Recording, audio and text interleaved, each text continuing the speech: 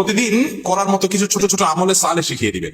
প্রতিদিন করার মতো প্রথম আমলে সালে হলো 5 ওয়াক্ত নামাজ সময় মতো ধীরে ধীরে আদায় করবেন। এর চাইতে বড় কোনো আমলে চলে না। এই একটা যদি করেন আর ছোটখাটো কোনো আমল নাও করতে পারেন, বড় গুনাহ থেকে বেঁচে থাকেন, ইনশাআল্লাহ নাজাতের পথ অর্ধেক সুগম হয়ে যাবে।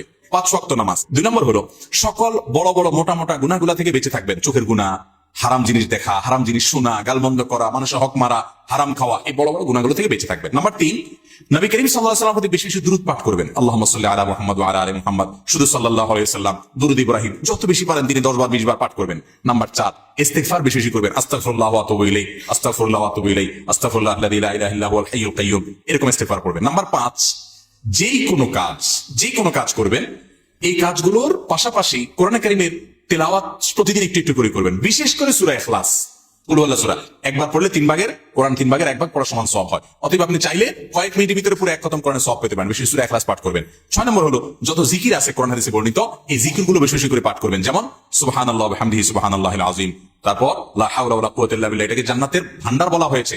তারপর আপনার দুরূদ ইব্রাহিমের পাশাপাশি অন্যান্য সাধারণ দরুদ তো পড়বেনই। যত জিকির আছে এর মধ্যে একটা জিকির আছে ইয়া জাল জালালি ওয়াল ইকরাম, বেশি বেশি করে। তাহলে ইয়া জাল জালালি ওয়াল ইকরাম, সুবহানাল্লাহি ওয়া বিহামদিহি সুবহানাল্লাহিল আযীম এবং লা হাওলা ওয়ালা কুওয়াতা ইল্লা বিল্লাহ, স্পেশালি এই 3টা বেশি বেশি জিকির পাঠ করবেন।